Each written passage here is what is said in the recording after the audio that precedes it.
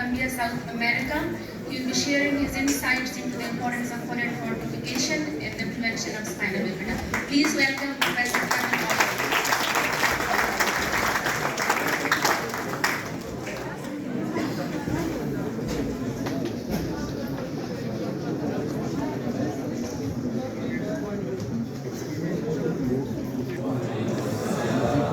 Good afternoon, everyone, and it's a pleasure to be here. Thank you, Dr. Khan, for the honor to be in this beautiful country, exchanging knowledge about how to prevent spina bifida neural tooth defect. This is our agenda for today. We're gonna discuss the steps that led us to the first resolution to prevent neural tooth defects in a large-scale policy, and what are the next steps to achieve that. I want to tell you Francisco's story. He is a baby boy born in Colombia with a large mind in the lumbar region. Nowadays, we can operate this in the fetal stage when the patients go or present in a fashion. It was not the case of Francisco's mom because she arrived very late in the third trimester, so he was not a candidate for in utero correction of the myelomeningocele. So he went to a successful surgery in 24 hours after birth, and it was a successful closure. But even though this was an impeccable surgery, he will face many problems throughout his life. He can have hydrocephalus, Chiari malformation, scoliosis, kyphosis, tethered cord, limb deformities, neurogenic bladder or bowel, and walking disabilities. And he will go to the hospital many times for multiple interventions due to complications or new problems related to his condition. And as Dr. Jabbar masterfully explained, he will also face throughout his life many psychosocial problems like being dependent on others for the basic functions or having a long-term disability.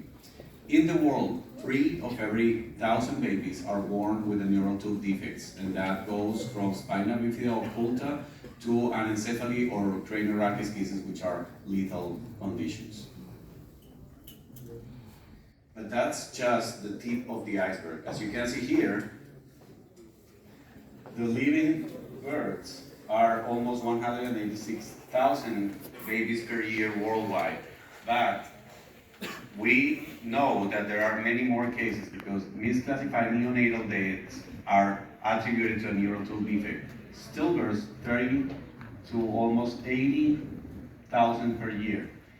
In many countries, when a family or a woman realizes that their baby has a neural tooth defect, they opt for elective termination. Only in Europe, 60,000 pregnancies are terminated due to the diagnosis of spina bifida or another neural tooth defects.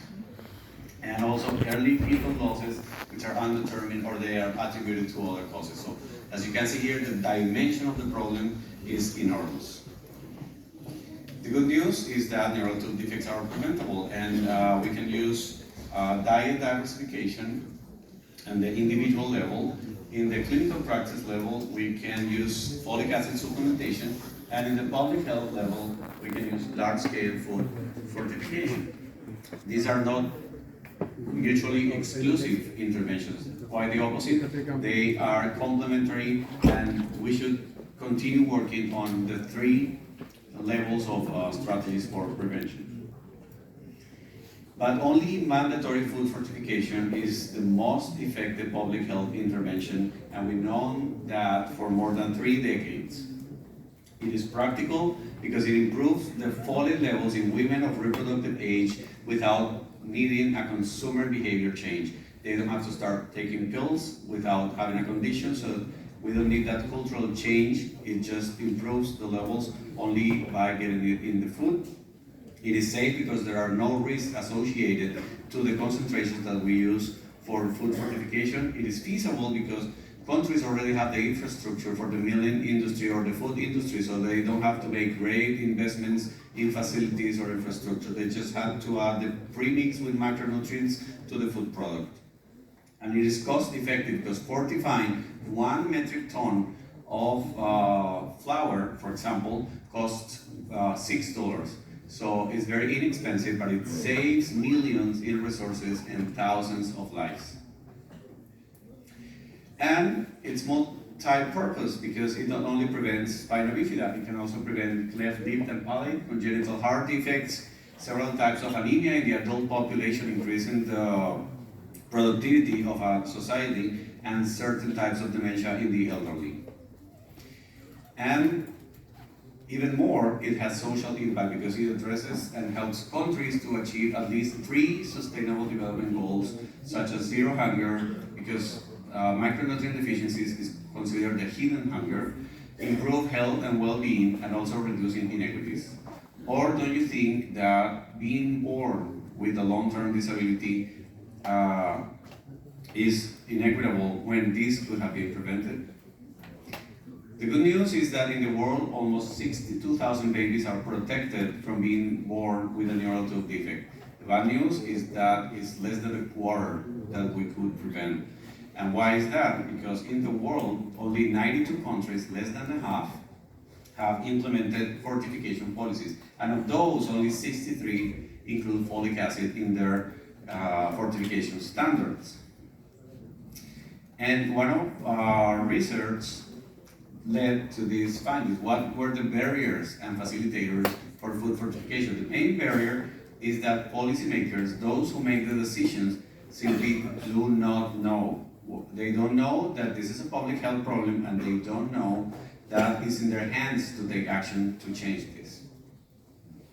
And what were the facilitators? Very important. Partnership between academia, universities, and the public sector, and also the role of neurosurgeons as leaders and advocates to translate this knowledge to policymakers.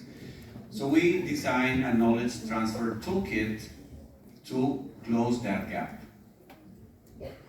It's called the Neuro Advocacy Toolkit, and it was designed for knowledge brokers, which is neurosurgeons, to talk to their policymakers in their own countries to convey this message in a digestible way so they can understand it and take action with it. The core components were a pitch deck, an infographic fact sheet, an evidence brief, and an executive summary of successful legislation. But it's not only the materials, also the strategy on how to convey that, making an effective pitch presentation. So this was introduced to key opinion leaders in Latin America, 20 countries, with participation of 100% of the neurosurgical societies. And we selected 30 opinion leaders that were experts, leaders, advocates, and with lobbying abilities to present this to their ministers of health. And of course, I started with my own country, Colombia, in South America. And the Ministry of Health already started the process to update the current legislation and to cover and scale up the fortification of staple food.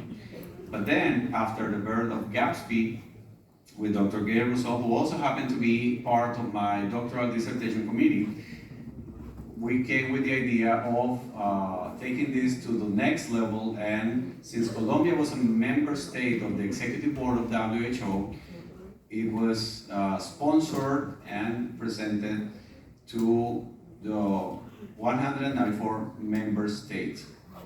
We provided scientific advice to the Colombian Ministries of Health and Foreign Affairs, and jointly designed a diplomatic roadmap to navigate this course to get to a WHO resolution. We also got consultations with WHO officers, especially to protect the vulnerable peoples, the vulnerable stakeholders of the process, and also to refine the language. And it ended up not covering only folic acid, but all micronutrients, and preventing many conditions that are preventable by correcting micronutrient deficiencies.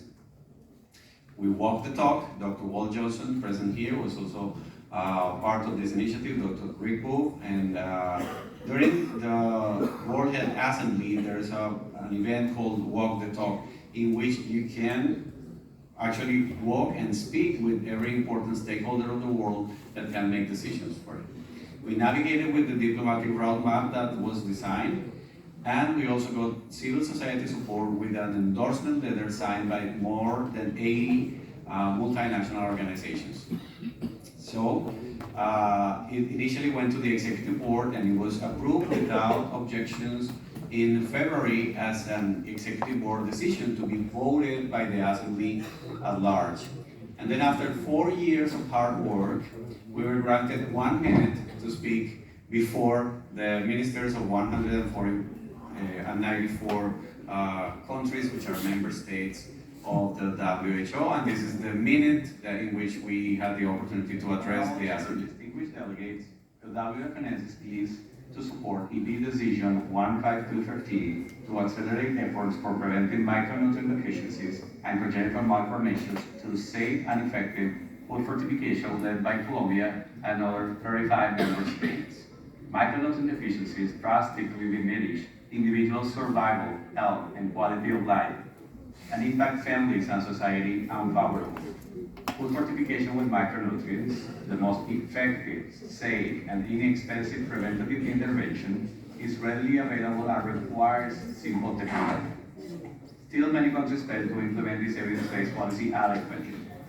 The cost of inaction is profound and disproportionately affects vulnerable populations worldwide.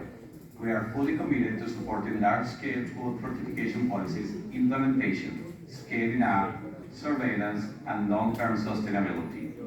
This resolution will assist member states in reaching the Sustainable Development Goals by decreasing morbidity and mortality, preventing killing hunger, and promoting health equity. We urge this Assembly to approve it and help thousands of children to start healthy and fulfilled lives. Thank you.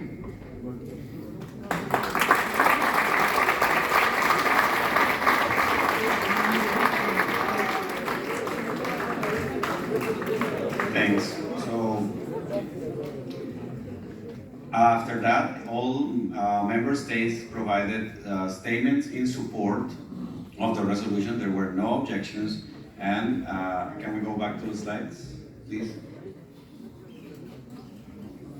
And this is the exact moment when the Assembly at large was voting the resolution.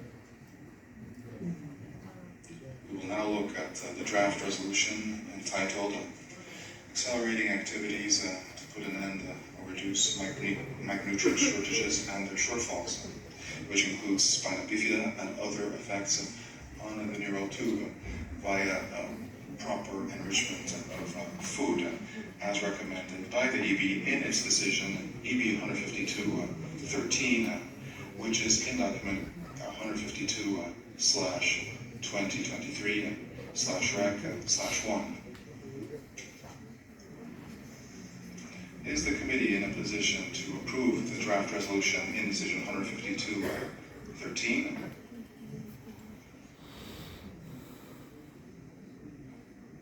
Seeing no objections, the resolution is approved.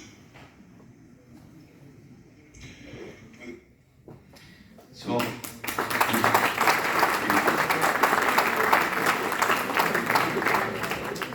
I'm pleased to give you the first neurosurgery-led resolution that the World Health Assembly approves. And the good thing about this is not the WHO imposing countries to adopt food fortification policies. Is that the 194 countries decided that this is something that needs to be done, and they will have to present reports every 2 years to the Director General on what are the progress that they have made with this policy.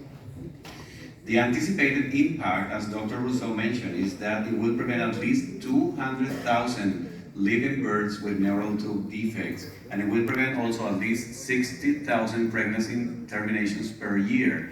It will improve the population's health and well-being and will allow reorienting resources and efforts. A recent study showed that 30% or more of the activity that pediatric neurosurgeons do worldwide are dedicated to neural tube defects and their complications.